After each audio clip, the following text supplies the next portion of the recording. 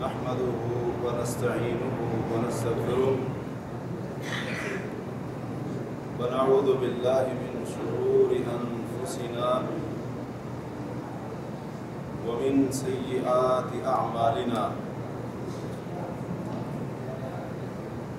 من يهده الله فلا مضل له ومن يضلل فلا هادي له وأشهد أن لا إله إلا الله وحده لا شريك له وأشهد أن محمدا عبده ورسوله أما بعد فإن خير الحديث كتاب الله وخير الهدي هدي محمد صلى الله عليه وسلم وشر الأمور محدثاتها وكل محدثة بدعة وكل بدعة ضلالة وكل ضلالة في النار. اللهم صل على محمد وعلى آل محمد كما صليت على إبراهيم وعلى آل إبراهيم إنك حميد مجيد. اللهم بارك على محمد وعلى آل محمد كما باركت على إبراهيم وعلى آل إبراهيم إنك حميد مجيد. سبحانك لا علم لنا إلا ما علمتنا إنك أنت العليم الحكيم.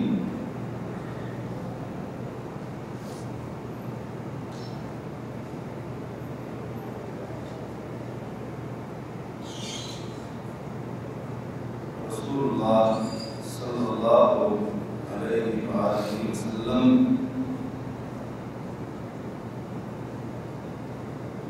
کی احادیث مبارکہ کے مضمون پر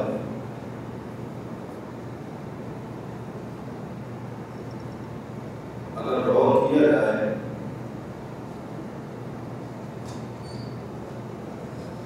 حدیث کی کتابوں کا اگر اچھی طرح سے مطالعہ کیا جائے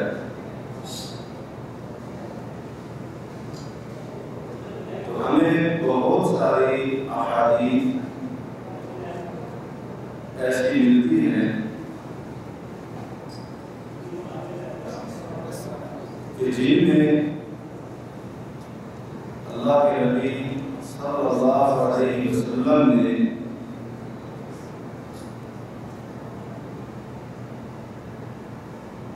قیامت تک کے حالات اور واقعات سے اپنی امت کو آگاہ کر دیا ہے.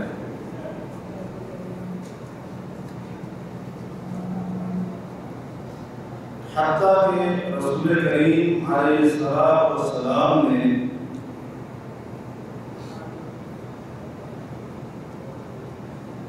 اپنی امت کے لیے قیامت کی نشانیاں چاہے وہ بڑی ہوں یا چھوٹی ہوں واضح انداز میں تفصیل کے ساتھ کھول کر بیان کر دی.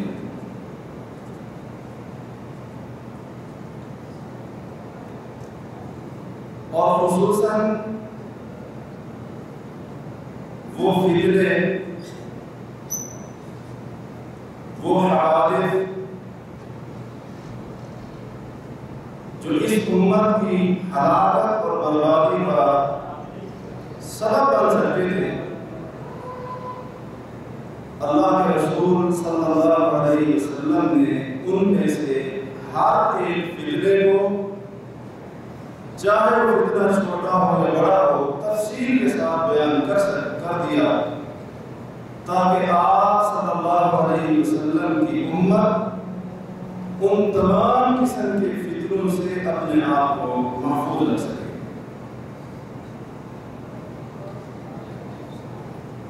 قیامت سے پہلے یہ امت جن فتنوں کی شکار ہوگی، جن فتنوں سے دوچار ہوگی اور جن حوادث کا اسے سامنا کرنا پڑے گا، ان کی فہرست بڑی طویل ہے۔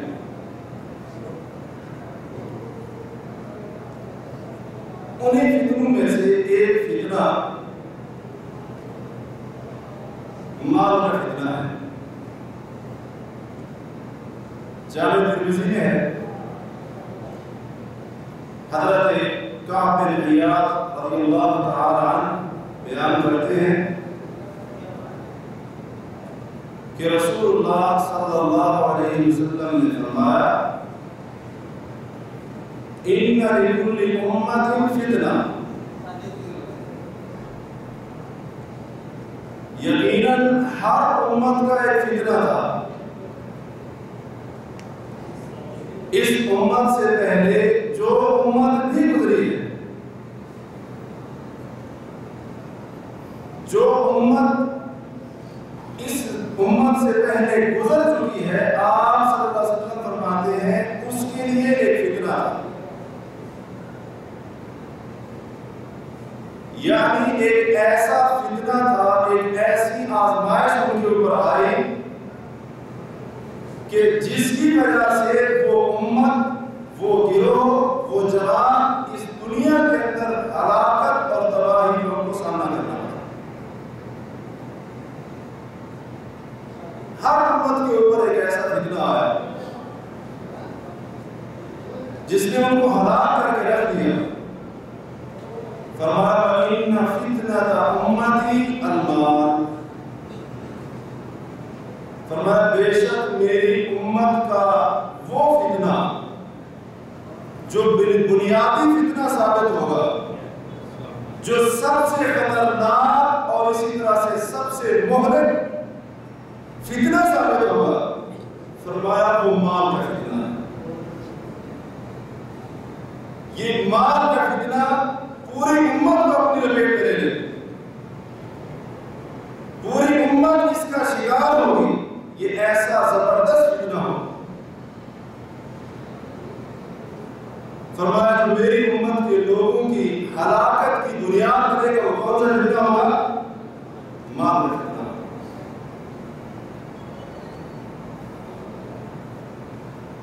اور یہ مال کا فتنہ یہ کیسے ہوتا ہے، اس کی کتنی صورتیں ہیں، کتنی اس کی شکلیں ہیں، اس کی تفصیل کا یہ موقع نہیں ہے۔ بہت سے طریقوں سے انسان کا مال انسان کے لیے وبال جان بن جاتا ہے،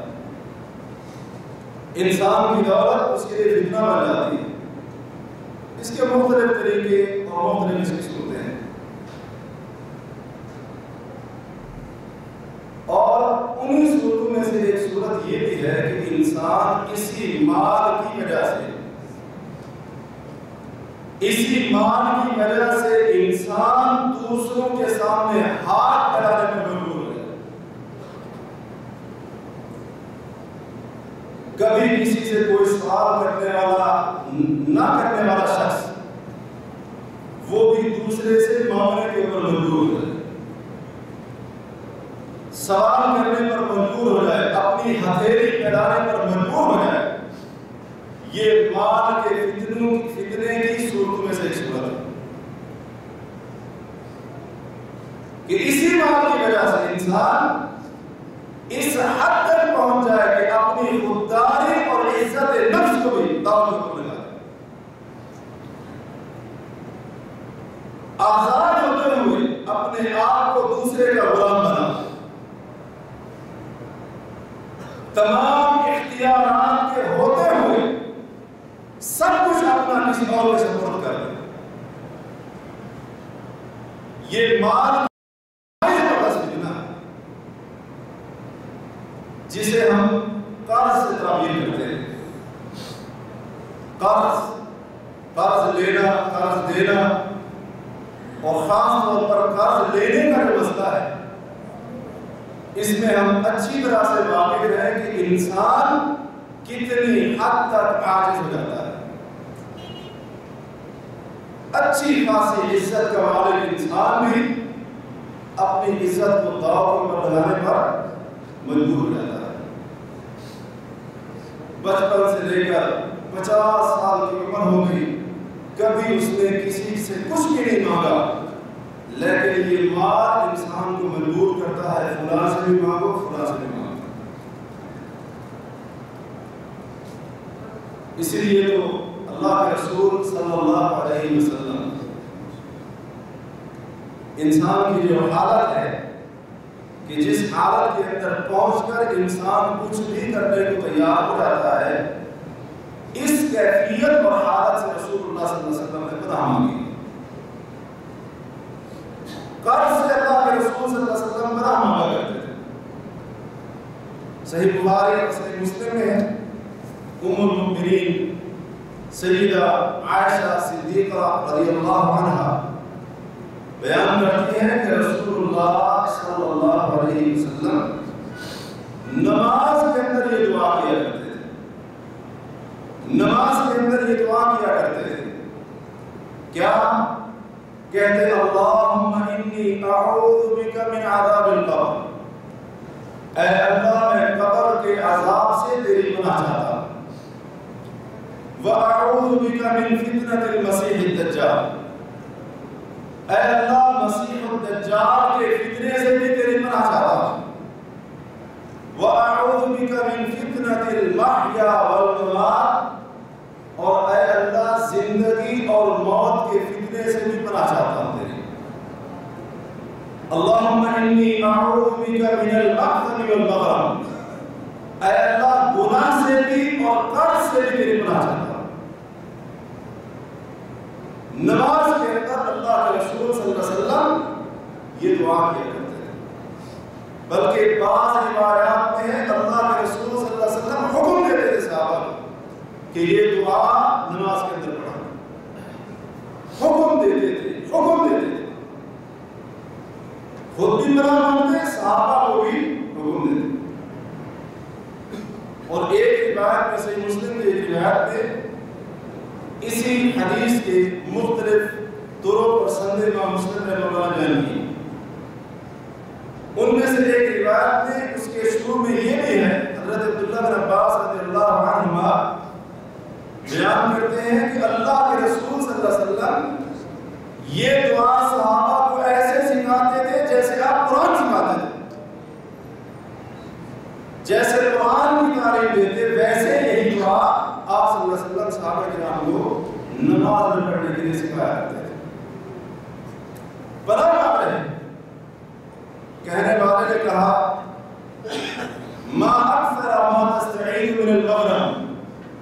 اے اللہ کے رسول صلی اللہ علیہ وسلم ہم نے بکثرت آپ کو دیکھا ہے کہ آپ قرض سے اللہ کی پناہ چاہتے ہیں. اس کی وجہ کیا ہے؟ اس کا سبب کیا ہے؟ آپ اللہ سے دعائیں کرتے ہیں اے اللہ مجھے قرض سے محفوظ رکھنا، قرض سے میں تیری پناہ میں آتا. آخر اس کا سبب کیا ہے؟ آپ صلی اللہ علیہ وسلم نے فرمایا ان الرجل اذا غرم، جب انسان مقروض ہو جاتا ہے حتی فکذب، گفتگو تو کرتا ہے لیکن جھوٹ بولنا پڑتا ہے.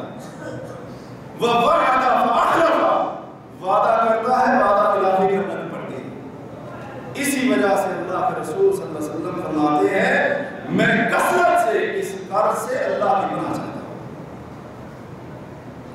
کیونکہ جب بنیاد ہی نہیں ہوگی جھوٹ بولنے کی نوبت نہیں آئے گی، وعدہ خلافی نہیں کرنے کی. یہ جھوٹ بلواتا ہے قرض، یہ وعدہ خلافیاں کرواتا ہے، یہ امانت میں خیانت کرنے پر مجبور کرتا ہے.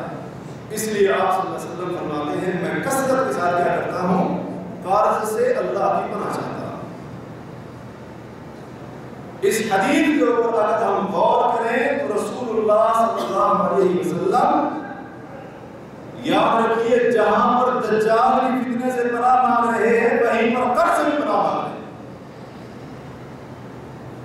جہاں اللہ کے رسول صلی اللہ علیہ وسلم قبر کے عذاب سے اللہ کی پناہ مانگ رہے ہیں وہاں پر قرض سے بھی پناہ مانگ رہے ہیں.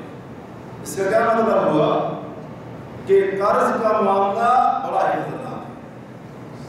قرض کا معاملہ بڑا ہی خطرناک ہے. اتنا آسان نہیں ہے جتنا آج ہم نے سمجھا ہوا. ہمارے رسول صلی اللہ علیہ وسلم جہاں دجال کے فتنے سے پناہ مانگتے ہیں اور جہاں زندگی اور موت کے فتنے سے پناہ مانگتے ہیں اور بعض روایات میں اس دعا کے اندر یہ لفظ بھی آیا ہے اللہم انی اعوذ بک من عذاب جہنم. اے اللہ میں تجھ سے جہنم کے عذاب سے پناہ چاہتا ہوں. جہاں رسول اللہ صلی اللہ علیہ وسلم جہنم کی آگ سے اس کے عذاب سے اللہ کی پناہ مانگ رہے ہیں وہیں پر قرض سے بھی پناہ مانگ رہے ہیں. اس کا مطلب یہ ہے کہ معاملہ انتہائی سخت معاملہ ہے. اور صحیح بخاری اور صحیح مسلم ہی میں ہے حضرت انس بن مالک رضی اللہ عنہ بیان کرتے ہیں کہ میں رسول اللہ صلی اللہ علیہ وسلم کی خدمت کیا کرتا تھا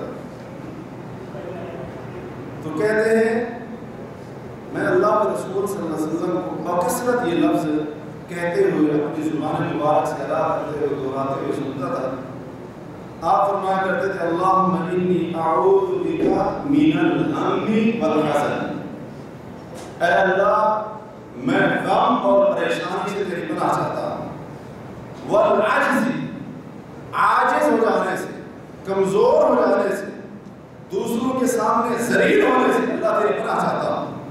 والکسل سستی سے بھی اللہ تیری پناہ چاہتا ہوں. والبخل اور بخل اور کنجوسی سے بھی تیری پناہ چاہتا ہوں. والجبن اور بزدلی سے بھی اللہ تیری پناہ چاہتا ہوں.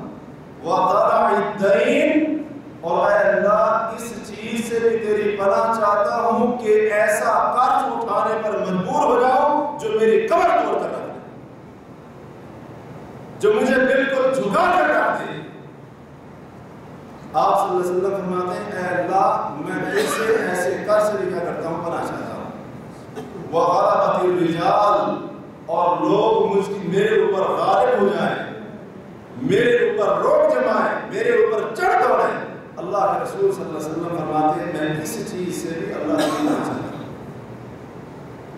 کثرت کے ساتھ رسول اللہ صلی اللہ علیہ وسلم حضرت انس رضی اللہ عنہ فرماتے ہیں یہ دعا پڑھا کرتے تھے. ایسا قرض جو انسان کو کیا کر دے, انسان کو جھکا کر رکھ دے, انسان کو بے عزت ہونے پر مجبور کر دے اور انسان کو اپنی خودداری تک چھوڑنے کے اوپر مجبور کر دے. اللہ کے رسول صلی اللہ علیہ وسلم ایسے قرض سے پناہ مانگتے. اسی طرح سنن نسائی اور مسند احمد وغیرہ میں حضرت عبداللہ بن عمرو بن عاص رضی اللہ عنہما روایت کرتے ہیں کہ اللہ کے رسول صلی اللہ علیہ وسلم ان کلمات کے ساتھ دعا کیا کرتے تھے اللہم انی اعوذ بک من غلبۃ الدین. اے اللہ میں اس چیز کی تجھ سے پناہ چاہتا ہوں کہ قرض میرے اوپر غالب ہو جائے, قرض کا میرے اوپر غلبہ ہو جائے. اس چیز کی میں تجھ سے پناہ چاہتا ہوں. وغلبۃ العدو اور اے اللہ دشمن کے غلبے سے بھی تیری پناہ چاہتا ہوں کہ دشمن مجھ پر غالب آ جائے اور میں مغلوب ہو جاؤں, دشمن میرا فاتح بن جائے اور میں شکست خوردہ ہو جاؤں. آپ صلی اللہ علیہ وسلم فرماتے ہیں اے اللہ اس چیز سے میں تیری پناہ چاہتا ہوں. وشماتۃ الاعداء اور میرا دشمن میرے اوپر خوش ہو جائے, اس چیز سے بھی میں کیا کرتا ہوں تیری پناہ چاہتا ہوں. اس حدیث میں بھی اللہ کے رسول صلی اللہ علیہ وسلم اگر ہم غور کریں تو آپ علیہ السلام جہاں پر دشمن کے غلبے سے پناہ مانگ رہے ہیں وہاں پر قرض کے غلبے سے بھی پناہ مانگ رہے ہیں.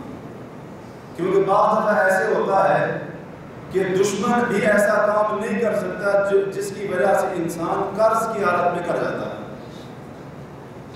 قرض کی حالت میں, اور اس مجبوری کی حالت میں انسان کیا ہے قرض گزرتا ہے.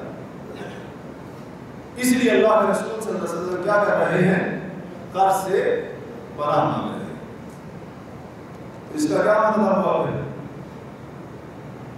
معاملہ بڑا آسان ہے، لے لیا بعد میں بھول گیا، لے لیا بعد میں جو ہے نا اس کو ٹال مٹول کرتا رہا، لے لیا اور بعد میں دیا ہی نہ، لے لیا اور بعد میں کیا کر دیا؟ انکار کر کے کہ میں نے لیا نہیں۔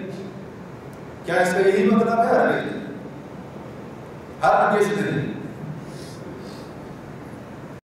یہ جو قرض ہے، قرض اس کے معاملے میں شریعت نے انتہائی سختی کی، کیونکہ یہ لوگوں کے حقوق میں سے ہے اور لوگوں کا حق اس وقت تک معاف نہیں ہوگا جب تک وہ خود معاف نہ کرے۔ بندوں کا حق اس وقت تک معاف نہیں ہوگا۔ اگر معاملہ اللہ اور بندے کا ہو تو اللہ معاف کر دیتا ہے، لیکن معاملہ اگر بندے اور بندے کا ہے تو اللہ بھی اس وقت تک معاف نہیں کرتا جب تک بندہ اپنے اس حق کو غصب کرنے والے کو معاف نہ کرے۔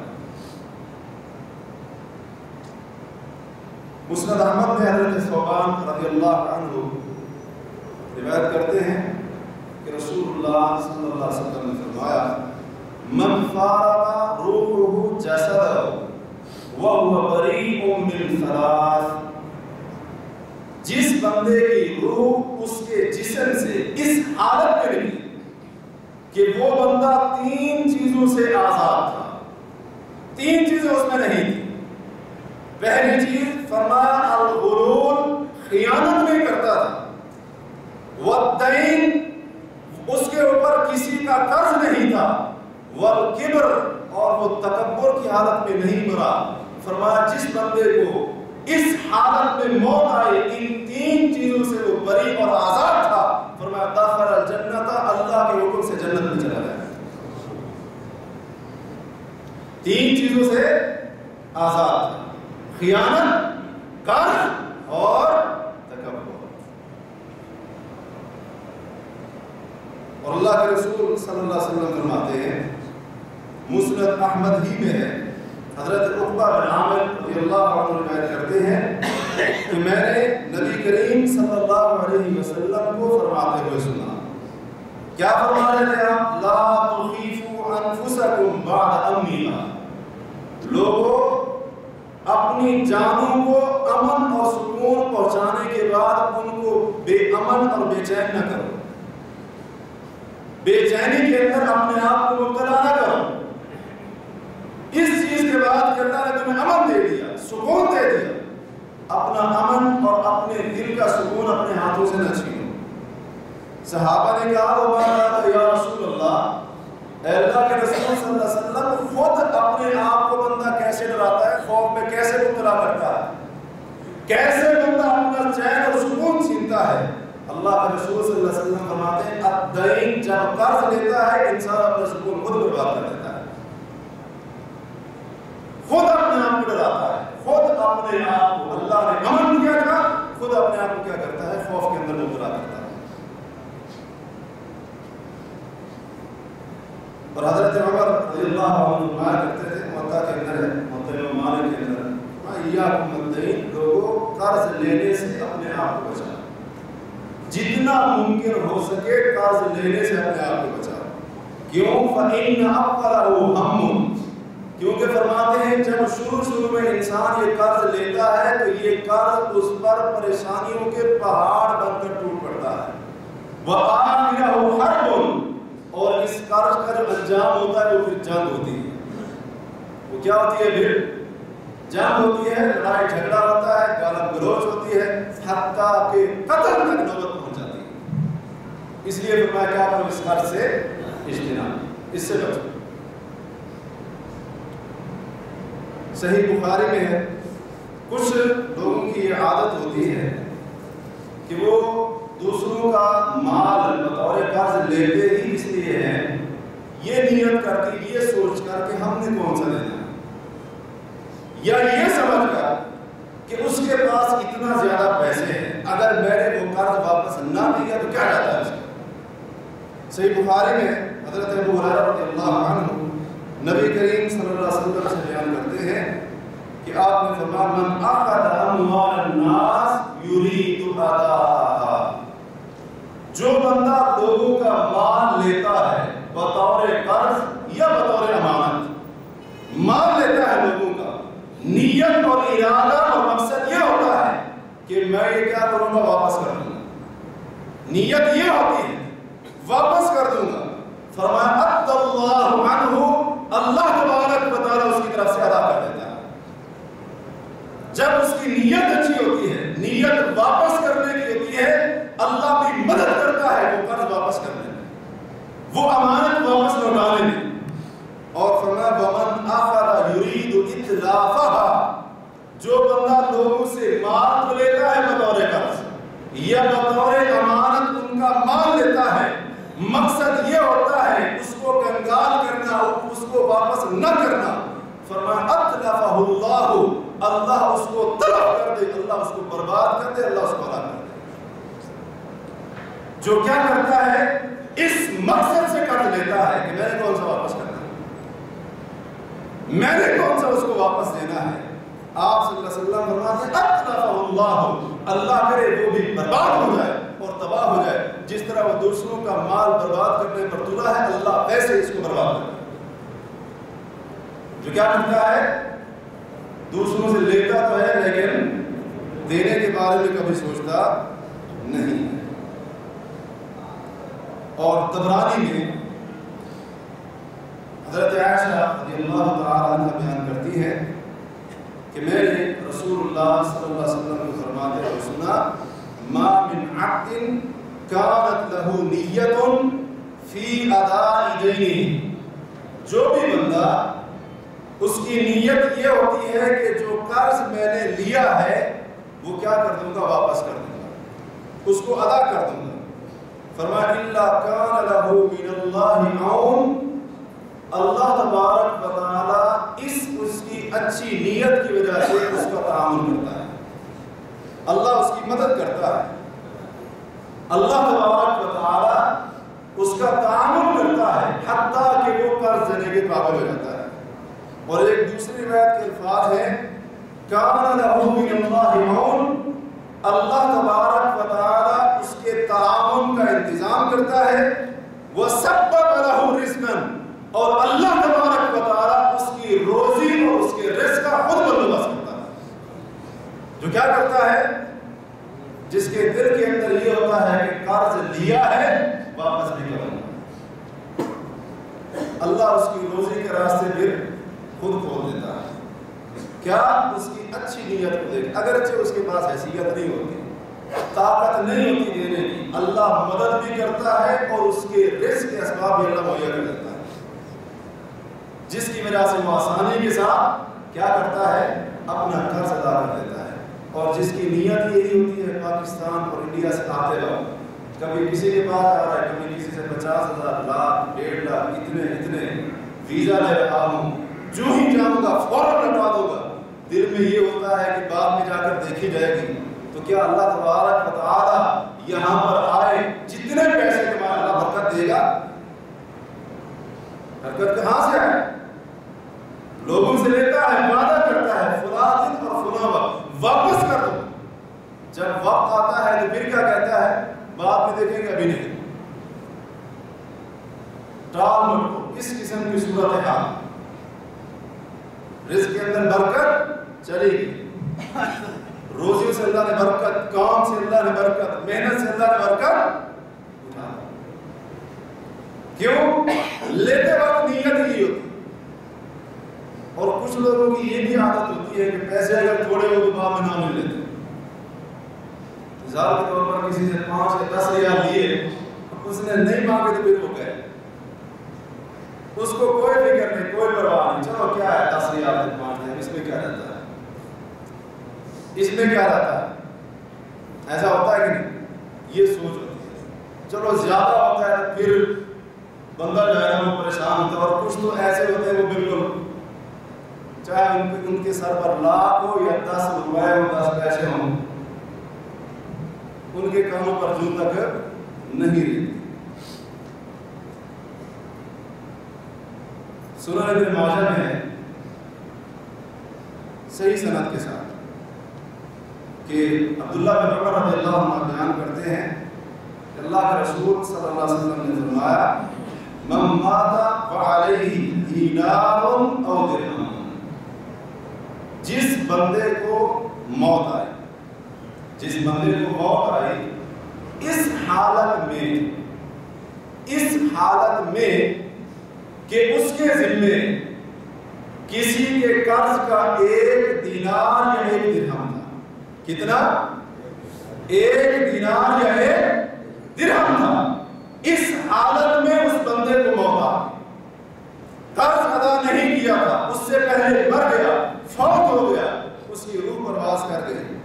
رسول اللہ صلی اللہ علیہ وسلم فرماتے ہیں قیامت کا دن ہوگا قضی من حسناتہ، یہ 1 دینار اور درہم کا لیا ہوا قرض اس کی نیکیوں سے ادا کیا جائے گا، اس کی نیکیوں سے ادا کیا جائے گا۔ لیس ثم دینار ولا درہم، کیونکہ قیامت کے دن نہ دینار ہوگا نہ درہم ہوگا، وہاں پر برابری کس چیز سے ہوگی؟ نیکیوں سے ہوگی۔ اللہ تبارک و تعالی فرشتوں سے فرمائے گے جتنا اس کے ذمہ قرض تھا اتنی اس کی نیکیاں اٹھا کر کیا کرو، جس نے قرض دیا تھا اس کو ادا کر دو، فیصلہ کر دو، کیونکہ قیامت کے دن کسی کے اوپر بھی رائے کے دانے کے برابر بھی ظلم نہیں ہو، رائے کے دانے کے برابر بھی ظلم نہیں ہو۔ اور جب تک پورا عدل و انصاف نہیں ہو جائے گا پوری مخلوق کے درمیان، اللہ تبارک و تعالی قصاص، بدلہ، برابری، عدل و انصاف یہ پورا نہیں کر دے گا، اس وقت تک کوئی جنت میں نہیں جائے گا۔ تو کس چیز سے قرض ادا کیا جائے گا قیامت کے دن؟ نیکیوں سے۔ اگر نیکیاں نہیں ہوگی تو جو قرض دینے والا تھا اس کی برائیاں اٹھا کر اس مقروض کے اوپر ڈال دی جائے۔ اس چیز کے ساتھ اللہ کیا کرے گا پھر؟ فیصلہ اور برابری کرے گا، کب؟ قیامت۔ اب یہ ہر کسی کی مرضی، وہ یہاں پر چند ریال، چند پیسے اور چند روپے دے کر اگر اپنی جان چھڑوا دے تو اس کی اپنی مرضی ہے، اگر وہ چاہتا ہے اسی حالت میں مر جائے، قیامت کے دن یہ حساب پورا نیکیوں سے کرنا پڑے، برائیوں سے کرنا پڑے، اس کی اپنی مرضی۔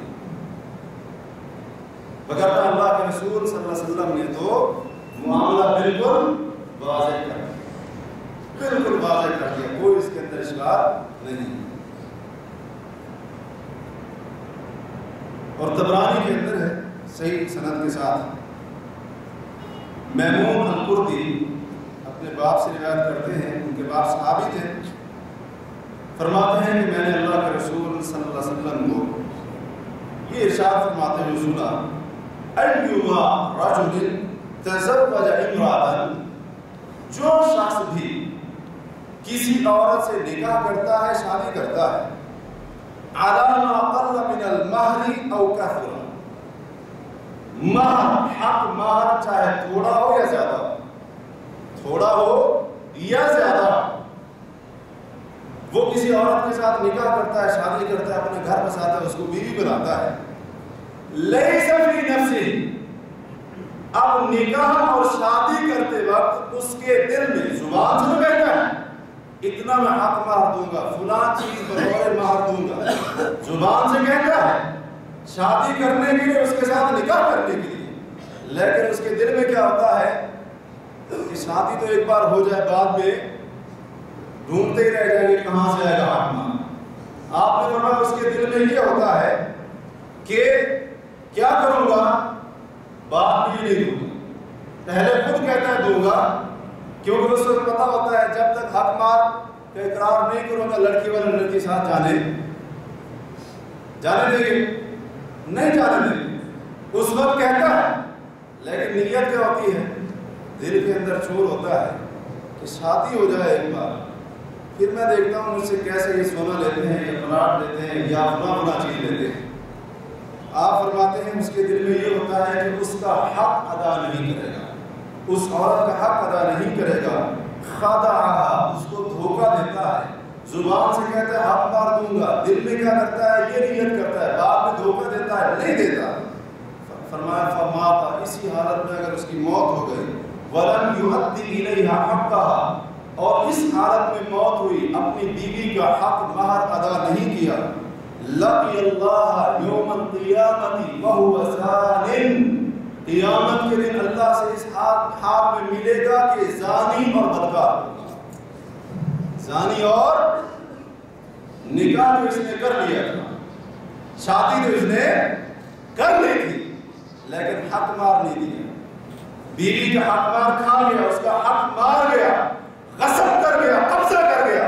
اللہ کے رسول صلی اللہ علیہ وسلم فرماتے ہیں دنیا کے اندر اگرچہ اس کا نکاح جائز تھا، سب کچھ ٹھیک تھا، لیکن اللہ کے رسول صلی اللہ علیہ وسلم فرماتے ہیں قیامت کے دن اللہ سے اس حال میں ملے گا کہ زانی اور بدکار ہوگا۔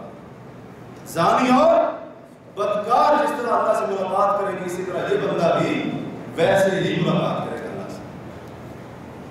اور فرمایا وَأَيُّمَا رَجُلٍ اسْتَدَانَ دَيْنًا، جو بندہ بھی کسی سے قرض لیتا ہے، فرمایا لا یرید ان یؤدی الی صاحبہ، ارادہ اور نیت یہ ہوتی ہے کہ قرض والے کو واپس نہیں کروں گا، خدعہ، اس کو دھوکہ دیتا ہے، پھر آپ فرماتے ہیں حتی اخذ مالہ، حتی کہ اس کا مال ہڑپ کر جاتا ہے، اس کو غصب کر جاتا ہے، کھا جاتا ہے، فرمایا فمات، اسی حالت میں اگر اس کی موت ہو گئی اور اس نے قرض نہیں چکایا، اپنا قرض ادا نہیں کیا، فرمایا لقی اللہ وہو سارق، قیامت کے دن اللہ سے ملے گا چور کی حالت میں ملے گا، جیسے ایک چور ملے گا، اللہ کو ڈاکو ملے گا، ایک غاصب اور ڈکیتی مارنے والا ملے گا، اسی طرح یہ شخص بھی اللہ سے اسی حالت میں ملاقات کرے گا۔ جو کیا کرتا ہے، لے تو لیتا ہے، ارادہ یہ ہوتا ہے واپس نہیں کرو، اسی حالت میں اس کی موت ہو جاتی ہے۔ اللہ کے رسول صلی اللہ علیہ وسلم فرماتے ہیں کتنا ہی بڑا مومن متقی اور پرہیزگار کیوں نہ ہو، قیامت کے دن جب اللہ سے ملے گا اس حالت میں، فرمایا چور کی حالت میں، اور چوروں کی صف کے اندر وہ بھی، حالانکہ اس نے چوری نہیں کی، دنیا کے اندر چوری ڈاکہ کچھ بھی، لیکن قیامت کے دن چوروں کی صف کے اندر کھڑا۔ اور پھر یاد ہے اگر کوئی بندہ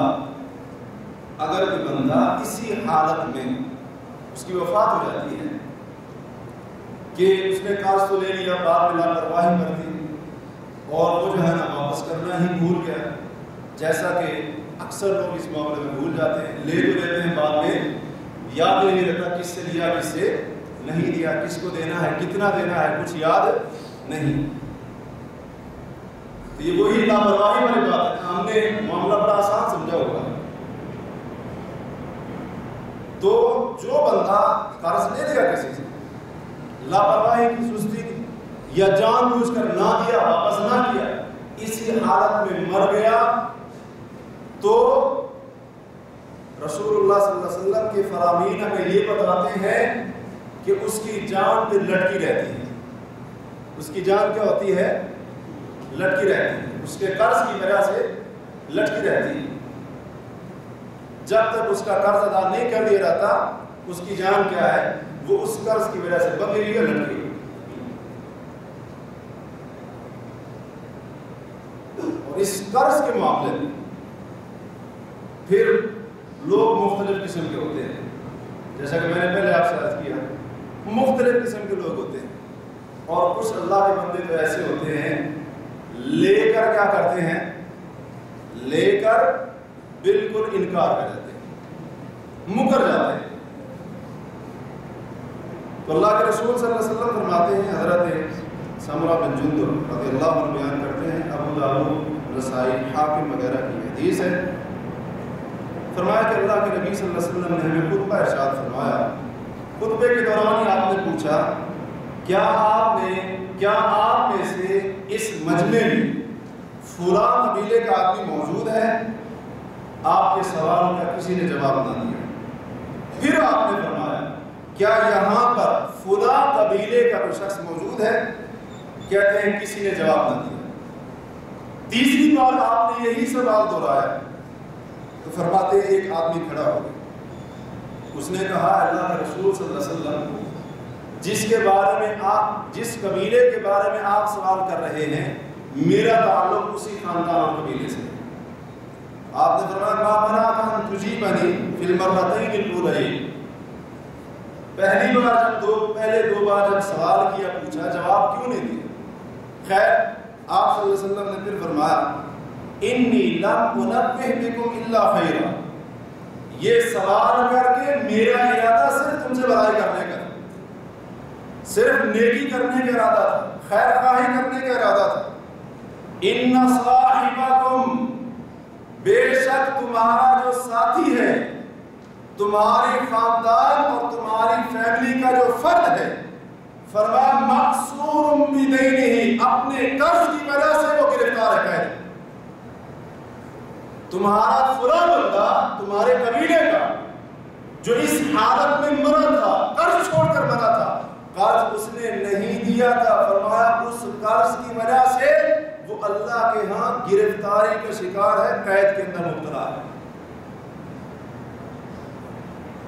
تو وہ بندہ کہنے لگا اللہ کے رسول صلی اللہ علیہ وسلم کیا کرتا ہوں میں اس کی طرف سے دے دیتا ہوں، اگر میرے خاندان کا تھا، میری برادری اور قوم کا تھا، اگر قرض کی وجہ سے اس کی جان اٹکی ہوئی ہے، وہاں پر وہ پھنسا ہوا ہے، تو کیا کرتا ہوں میں اس کا قرض ادا کر دیتا ہوں۔ حضرت سمرہ فرماتے ہیں میں نے اس کو دیکھا اپنی آنکھوں سے، اس نے جو ہے نا سب لوگوں کا جس کا جتنا قرض تھا وہ کیا کر دیا، ادا کر دیا۔ یہ بندہ کوئی بڑا ہی اچھا لگتا تھا، بندہ بہت ہی کوئی نیک لگتا تھا، وگرنہ آج کل تو یہ ہوتا ہے کہ اگر کوئی مر جائے اور بعد میں کوئی قرض لینے والا آ جائے تو رشتہ دار یا تو اس کو پہچاننے سے انکار کر دیتے ہیں یا بالکل کہتے ہیں کہ اس نے دینا ہی نہیں تھا۔ حتیٰ کہ جو ورثاء ہوتے ہیں وہ اتنی حد تک بھی کہہ دیتے ہیں کہ اگر عذاب کے اندر مر رہا ہے، جل رہا ہے تو جلتا رہے، ہم نے کہا تھا لے، ہم نے کہا تھا اس کو لے، اب اگر وہاں پر پھنسے ہو تو ٹھیک ہے، پھر پھنسے رہے، ہمارا کیا ہے۔ اتنی حد تک خود غرض ہے، اتنی حد تک آج مسلمان خود غرض ہو چکا، کوئی ہمدردی نہیں، کچھ بھی نہیں، اس کی غلطی تھی، لیکن اب یہ کیا کر رہے ہیں، غلطی کے اوپر غلطی ہو رہا ہے۔ اگر لے کر مرا تھا، ہم نے کہا تو لے کر مرے، کیا کر دیتے ہیں، انکار کر دیتے ہیں۔ کیوں؟ ڈر یہ ہوتا ہے جائیداد کے اندر کمی ہو جائے، اصل مسئلہ یہ ہوتا ہے، اور پھر کہتے ہیں کہ خود تو مر گیا ہمیں اس مصیبت کے اندر ڈال، مرنے کے بعد بھی نہیں چھوڑے اس مصیبت کے اندر ڈال۔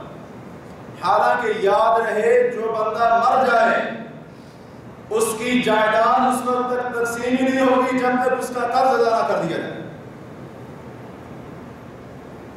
علم الفرائض کے، علم میراث کے جو ماہرین ہیں، علماء ہیں، انہوں نے 4 چیزیں لکھی ہیں، 4 چیزیں کہ جب بندہ مر جائے تو پھر کیا کرنا ہے۔ کہا کہ سب سے پہلے اس کی جائیداد میں سے اس کی تجہیز اور کفن دفن کا انتظام کیا جائے۔ دوسرے نمبر پر اس کے قرض کو ادا کیا جائے گا۔ تیسرے نمبر پر اگر اس نے کوئی جائز وصیت کی تھی اس کو پورا کیا جائے گا، اور چوتھے نمبر پر جا کر جو اس کی جائیداد کا حصہ باقی ملے گا باقی وارثوں میں تقسیم ہوگا۔ یہ 4 درجے ہیں۔ سب سے پہلے اس کے کفن دفن کا انتظام، یہ نہیں وہ بیچارہ مرا پڑا ہے اور ادھر سے یہ لگ رہے ہیں میں اتنا دوں گا، فلاں کو اتنا ملے گا، فلاں کو اتنا ملے گا۔ خود غرضی کی انتہا ہوتی ہے۔ آج مسلمان اتنی حد تک خود غرض ہو گیا ہے کہ وہ مرا ہوا ہے، کسی کو یہ ہوش نہیں، اس کو کفن دینا ہے، اس کی قبر کا انتظام کرنا ہے، حتیٰ کہ سگے بیٹے اور بیٹیاں بھی کیا کر رہے ہوتے ہیں، ایک دوسرے سے لڑ رہے ہوتے ہیں۔ باپ مر گیا، جائیداد کی لڑائی، سب سے پہلے کفن دفن، پھر اس کا قرض، تیسرے نمبر پر اس کی وصیت، اور ان 3 چیزوں کو پورا کرنے کے بعد، بالترتیب پورا کرنے کے بعد باقی جو بچے گا وہ وارثوں میں تقسیم۔ ہمارے یہاں کیا ہوتا ہے، سب سے پہلے وارثوں میں تقسیم ہوتا ہے، بعد میں جب آ جائے لینے والا پہچانتا ہی کہ اب تو جائیداد تقسیم ہو گیا، اب تو کیا لینے آ گئے ہیں؟ تو اللہ کے رسول صلی اللہ علیہ وسلم فرماتے ہیں ایک دوسری روایت کے اندر، حاکم کی روایت ہے، فرمایا ان صاحبکم، بے شک تمہارا ساتھی، حبس علی باب الجنت، جنت میں داخل ہو رہا تھا، فرشتوں نے جنت کے دروازے پر روک دیا. کیوں؟ بدین کان علیہ، کیونکہ اس کے ذمے کسی کا دنیا میں قرض، جنت میں جانے کے قابل ہو چکا ہے لیکن فرشتے جنت میں نہیں جانے دے رہے. کیوں؟ ابھی اس کے ذمہ قرض باقی ہے. اور ایک اور روایت کے الفاظ ہیں، فرمایا فَإِن شِئْتُمْ فَافْدُوهُ، او مرنے والے کے رشتہ داروں اب تمہاری مرضی ہے، اگر چاہو تو اس کے بعد اس کا قرض دے کر جہنم کی آگ سے اس کو چھڑا لو، اس قید سے اس کو چھڑا لو، ان زنجیروں سے اس کو رہا کرا لو، یہ تمہاری مرضی ہے. اور اگر تم چاہو تو کیا کرو، اگر تم چاہو تو فَأَسْلِمُوهُ إِلَىٰ عَذَابِ اللَّهِ، اب تمہاری مرضی ہے، چاہو تو اس کو آزاد کرا دو قرض ادا کر کے، اور چاہو تو کیا کرو، اس کو اللہ کے عذاب کے سپرد کرو. یہ فیصلہ تمہارے اوپر ہے. اور یہ غلطی ہے، بہت بڑی غلطی ہے. ایک غلطی وہ کر کے گئے، اور دوسری غلطی یہ ہے کہ اس کے بعد اس کے رشتہ دار اس کی اپنی جائیداد میں سے کیا کرے، اس کا قرض ادا کرے. یقیناً ایسے رشتہ دار اور ایسے ورثہ بھی اللہ کے کیا ہے، مجھے گناہ گار ہے اللہ، اور ضرور ان سے کیا ہوگا، اللہ کے سوا. کیا فائدہ اس مال کا کہ جس مال کی وجہ سے ایک بندہ کیا ہے، رشتہ دار، باپ، ماں، بیٹا، بیٹی کیا ہے، جہنم کی آگ میں جل رہے ہیں. کیا فائدہ اس مال کا؟ یہ لالچ، یہ حرص، آج اس کی وجہ سے کوئی تمیز نہیں ہے. باپ ہے اگر تو بیٹا اس کو قتل کرنے کے بہانے ڈھونڈ رہا ہے، جلدی سے کیا ہو جائے، اس کی وراثت کیا ہو جائے، جائیداد میرے ہاتھ میں. رشتہ دار کے پیچھے ہاتھ دھو کر پڑا ہے، بھائی بھائی کے دشمن. کیوں؟ یہ اس چند ٹکوں کے لیے، صرف دنیا کے صرف تھوڑے سے مال کے لیے سارے رشتے بھلا دیے، سارے حقوق چھوڑ دیے ہم نے. حتیٰ کہ انسان اس کے مرنے کے بعد اتنی حد تک خود غرض یہ کہتا ہے، اگر وہ جہنم کی آگ میں جلتا ہے تو جلتا رہے، میرا کیا ہے. اتنی حد تک انسان کیا ہے، خود غرضی کے اندر چلا ہے. اور یاد رہے، شروع میں اللہ کے رسول صلی اللہ علیہ وسلم جو بندہ قرض چھوڑ کر مرتا تھا اس کا جنازہ بھی نہیں پڑھاتے تھے. اللہ کے رسول صلی اللہ علیہ وسلم اس کا جنازہ نہیں پڑھاتے تھے. مسند احمد کے اندر حضرت جابر رضی اللہ عنہ بیان کرتے ہیں، ایک بندہ ہم میں سے فوت ہو گیا تو ہم نے اس کو غسل دیا، اس کو کفن دیا، اس کو خوشبو لگائی اور اس کو لے کر آئے اللہ کے رسول صلی اللہ علیہ وسلم کے پاس تاکہ آپ اس کا کیا کریں، جنازہ پڑھیں. ہم نے کہا اے اللہ کے نبی صلی اللہ علیہ وسلم آپ اس کا کیا کریں، جنازہ پڑھیں. فخطا خطوۃ، آپ نے ایک قدم آگے بڑھایا اس کا جنازہ پڑھانے کے لیے. پھر آپ علیہ السلام رک گئے، فرمایا اعلیہ دین، کیا اس کے ذمہ قرض تو نہیں تھا، اس کے ذمہ قرض تو نہیں تھا. صحابہ نے کہا اللہ کے رسول صلی اللہ علیہ وسلم دینارانی، صرف 2 دینار اس نے دینے تھے، باقی خیریت ہے، صرف کتنے دینے تھے، 2 دینار دینے تھے. اللہ کے نبی صلی اللہ علیہ وسلم فانصرف، اللہ کے رسول صلی اللہ علیہ وسلم پیچھے ہٹ گئے. اور ایک روایت کا الفاظ ہے صلو علی صاحبکم، اپنے ساتھی کا جنازہ تم پڑھ لو، میں نہیں پڑھتا.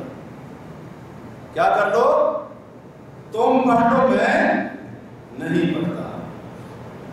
تو حضرت ابو قتادہ رضی اللہ عنہ جو وہاں پر موجود تھے، انہوں نے کہا اللہ کے رسول صلی اللہ علیہ وسلم وہ 2 دینار میرے ذمہ، وہ 2 دینار جو اس نے دینے تھے وہ میرے ذمہ، میں ادا کروں گا، آپ مہربانی کریں اس کا کیا کریں، جنازہ پڑھا دیں. تو پھر اللہ کے رسول صلی اللہ علیہ وسلم نے اس کا جنازہ پڑھا دیا اور فرمایا کہ اللہ نے اس مقروض کا جو حق ہے یا قرض جانے والے کا جو حق ہے اللہ نے پورا کر دیا، اور جو مرنے والا تھا اس قرض سے کیا ہو گیا، بری اور آزاد ہو گیا. جنازہ پڑھا دیا.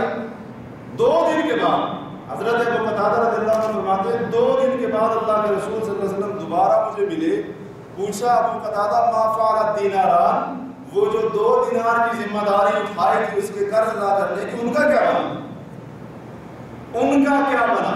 اتنی فکر تھی اللہ کے رسول صلی اللہ علیہ وسلم 2 دن کے بعد پھر پوچھ رہے، تاکید کر رہے۔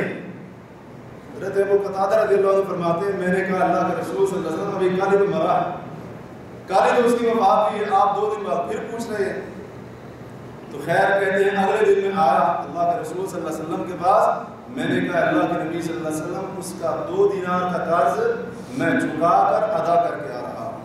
آپ صلی اللہ علیہ وسلم نے فرمایا الآن باردت جلدتہ، اب اس کے چمڑے کو جہنم کی آگ سے ٹھنڈک ملی، اب اس کے چمڑے کو جہنم کی آگ سے ٹھنڈک ملی، اب جا کر اس کے جسم کو ٹھنڈک ملی، وگرنہ پہلے جب تک قرض ادا نہیں کیا گیا تھا اس کا جسم وہ جہنم کی گرمی اور حرارت کے اندر مبتلا تھا۔ کون بندہ ہے یہ جو مرتا ہے قرض چھوڑ کر مرتا ہے؟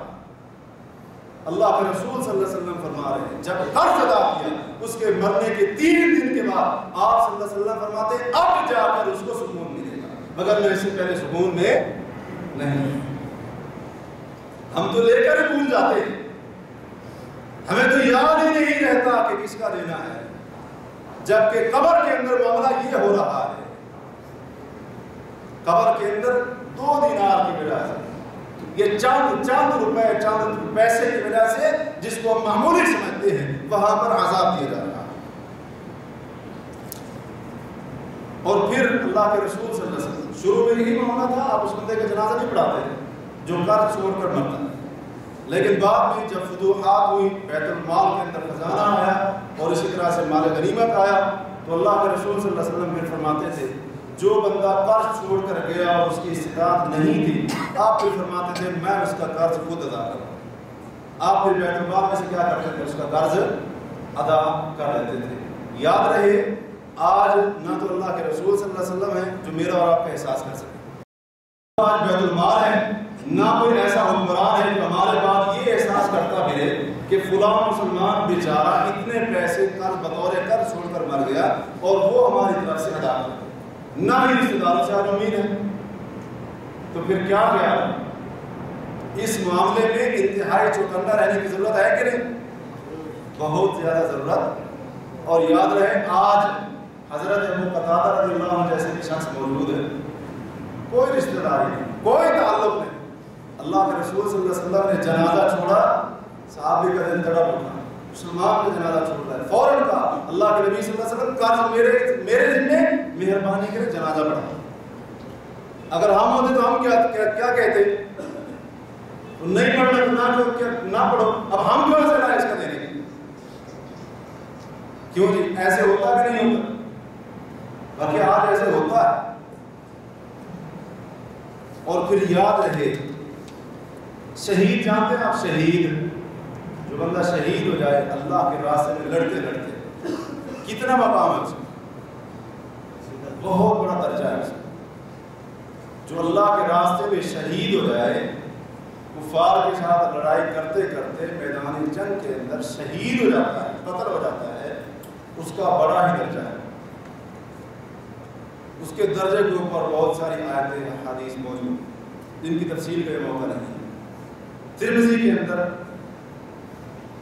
یہ حدیث موجود ہے، اللہ کے رسول صلی اللہ علیہ وسلم نے فرمایا کہ اللہ تعالیٰ نے شہید کو 6 خصلتوں سے نوازا ہے۔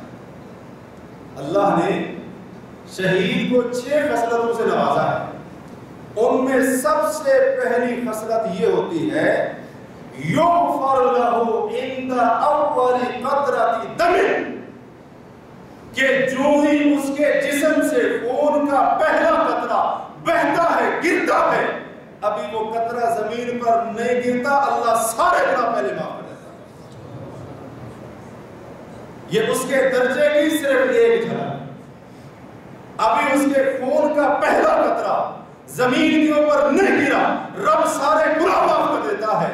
لیکن اگر یہ شہید اس حالت کے اندر شہید ہوتا ہے، اگر اس نے کسی کا قرض دینا تھا، رب سارے گناہ معاف کر دیتا ہے، قرض پھر بھی معاف نہیں کرتا۔ شہید کے ذمہ اگر قرض ہو وہ پھر بھی معاف نہیں ہوتا. تو ہم جیسے گناہگار کس امید کے اوپر یہ بھروسہ کرتے ہیں کہ معاف ہو جائے گا, اللہ معاف کر دے. آج تو کیا کرو, کھاؤ پیو موج کرو. کچھ لوگوں کی عادت ہوتی ہے فلاں سے لے لیا, فلاں سے لے لیا, فلاں سے لے لیا, فلاں سے لے لیا.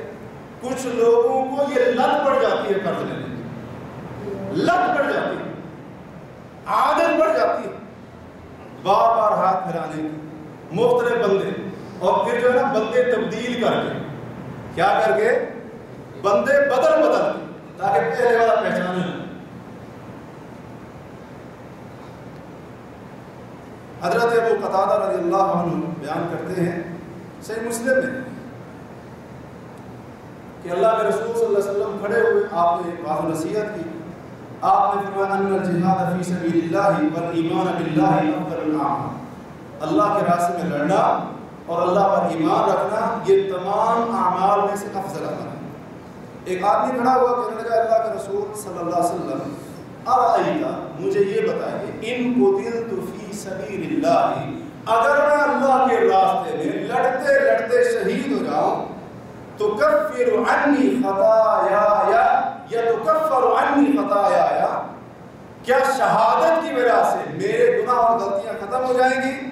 آپ نے فرمایا جی, اگر تو اللہ کے راستے میں شہید ہو گیا اس حال میں کہ تو صبر کرنے والا تھا, اللہ سے ثواب کی امید رکھنے والا تھا, دشمن کا سامنا کرنے والا تھا, پیٹھ دکھا کر بھاگنے والا نہیں تھا, فرمایا انشاءاللہ تیرے سارے گناہ معاف ہو جائیں. پھر رسول اللہ صلی اللہ علیہ وسلم نے اس سے پوچھا کئی بار بولتا, جو بات تو نے ابھی کی تھی وہ دوبارہ کہیں, کیا کہا؟ اور سنن نسائی کی ایک روایت میں ہے اللہ کے نبی صلی اللہ علیہ وسلم تھوڑی دیر خاموش رہے, پھر آپ نے یہ سوال کیا.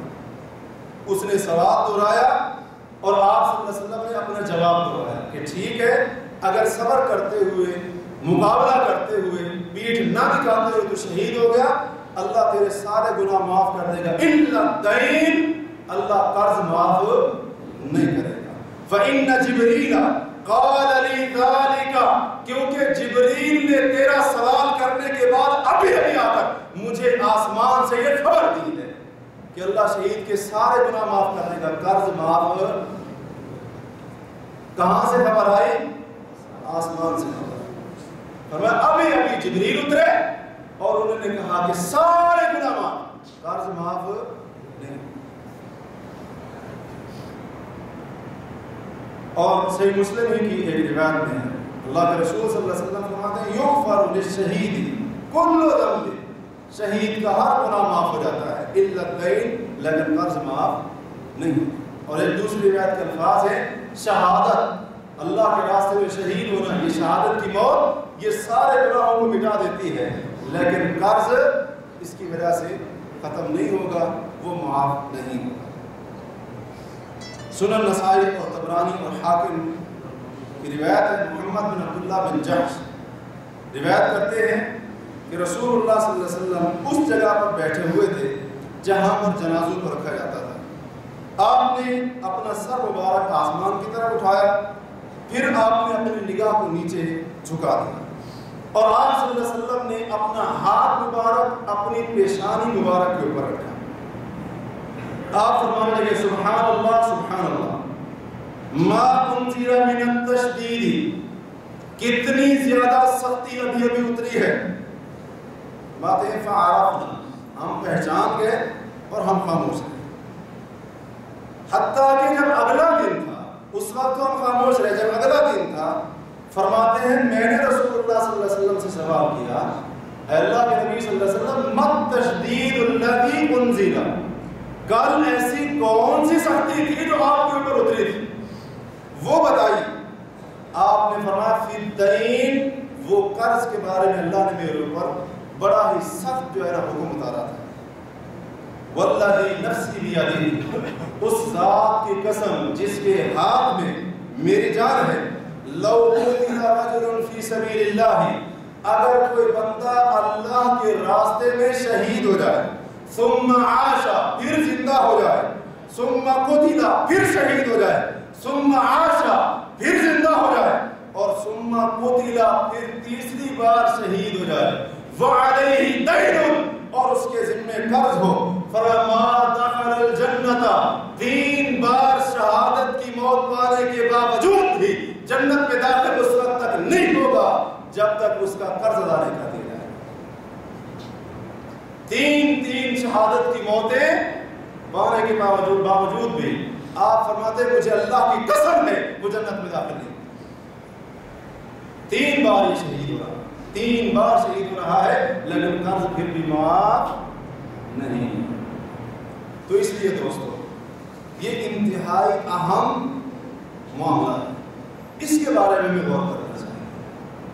کسی کا قرض دینا ہے، کچھ کسی سے لیا ہے، تھوڑا ہے یا زیادہ ہے، فکر کرنی چاہیے. پہلی فرصت کے اندر ہی ہمیں کوشش کرنی چاہیے کہ کیا کریں، اپنے سر سے اور اپنی جان سے اس بوجھ کو کیا کریں، ہلکا کریں.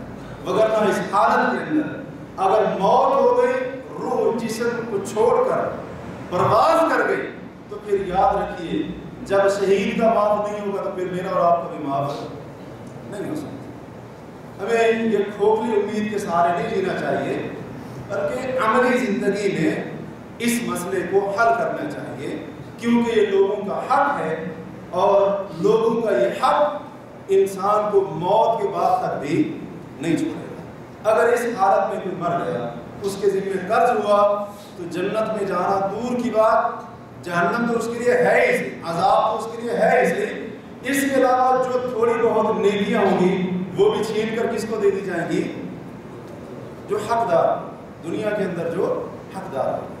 لہٰذا اس وقت سے پہلے جب تک ہم زندہ ہیں، زندگی کی یہ سانسیں چل رہی ہیں، ہمیں کیا کرنا چاہیے، اس کے بارے میں سوچنا چاہیے، اور اس قرض کو ادا کرنے کا کوئی طریقہ ڈھونڈنا چاہیے، تاکہ ہم پہلی فرصت کے اندر ہی کیا کریں، اپنے یہ ہمارے جو ذمے بوجھ ہے، ایک جو ذمہ داری ہے، اس کو ہم اپنے کاندھے سے اتار سکیں. اللہ تعالیٰ سے دعا ہے کہ اللہ وحدہ لا شریک ہمیں رزق حلال کمانے کی توفیق عطا کرے. اللہ تبارک و تعالیٰ ہمیں اس حد تک مجبور نہ کر دے کہ ہم کسی کے سامنے ہاتھ پھیلانے کے لیے مجبور ہو جائیں. اللہ تعالیٰ سے ہم قرض کی پناہ چاہتے ہیں، اور اللہ تبارک و تعالیٰ سے ہم ایسی مجبوری کی پناہ چاہتے ہیں کہ جس حالت کے اندر، جس مجبوری کے اندر انسان کچھ بھی کرنے کے تیار ہو جاتا ہے. ہم اللہ تعالیٰ سے ایسی تمام مصیبتوں، تکلیفوں اور پریشانیوں سے پناہ چاہتے ہیں. اگر ہم نے کسی مصیبت، تکلیف اور مجبوری کی بنا پر قرض لیا ہی صحیح، اللہ سے ہم خلوص دل کے ساتھ ہم یہ دعا کرتے ہیں کہ اللہ ہمیں وہ قرض ادا کرنے کی توفیق عطا کرے، ہمیں اتنا رزق دے، ہماری اتنی مدد کر کہ ہم اس حق کو ادا کرنے کے قابل ہو سکیں. اور اس کے ساتھ ساتھ ہمیں یہ دعا بھی کرتے رہنی چاہیے کہ جو اللہ کے رسول صلی اللہ علیہ وسلم نے سکھائی، اللہم اکفینی بحلالک عن حرامک واغننی بفضلک عمن سواک. اللہ کے رسول صلی اللہ علیہ وسلم نے حضرت علی رضی اللہ عنہ نے سکھائی تھی، فرمایا تھا اگر تیرے اوپر پہاڑ کے برابر بھی قرض ہوگا، اگر یہ دعا تو کرتا رہے گا، اللہ تبارک و تعالیٰ پہاڑ جتنا قرض بھی تیرا ادا کرتے ہیں. اللہم اکفینی بحلالک عن حرامک، اے اللہ مجھے اپنے حلال کے ساتھ اپنے حرام سے کافی ہو جا. وَأَغْنِنِي بِفَضْلِكَ، اور اللہ اپنی مہربانی کے ساتھ مجھے عمن سوا کا، تیرے سوا جتنے بھی تیری مخلوقات ہیں ان سے غنی کر دے، ان سے بے پرواہ کر دے. اللہ تعالیٰ سے یہ دعا کرتے رہنی چاہیے. اللہ تعالیٰ سے دعا کرتے ہیں کہ اللہ تعالیٰ ہماری کمی، کوتاہی اور غلطی اور گناہوں کو معاف کر دے، اور اللہ وحدہ لا شریک ہمیں لوگوں کے حقوق کو ادا کرنے کی توفیق عطا کرے. اور اللہ تعالیٰ سے دعا کرتے ہیں کہ جب زندہ رہیں، دین اسلام کے اوپر زندہ رہیں، ایمان کے اوپر زندہ رہیں، اور جب ہماری موت ہو تو عقیدہ توحید کے اوپر ہو، نیک اعمال کے اوپر ہو، ہمارا خاتمہ اچھا ہو اور ہمارا خاتمہ برا نہ ہو. سبحانک اللہم وبحمدک، اشہد ان لا الہ الا انت، استغفرک واتوب. قد كفاني علم ربي من سؤالي واختياري، فدعائي وابتهالي شاهد لي بافتقاري. يا إلهي ومليكي أنت تعلم كيف حالي،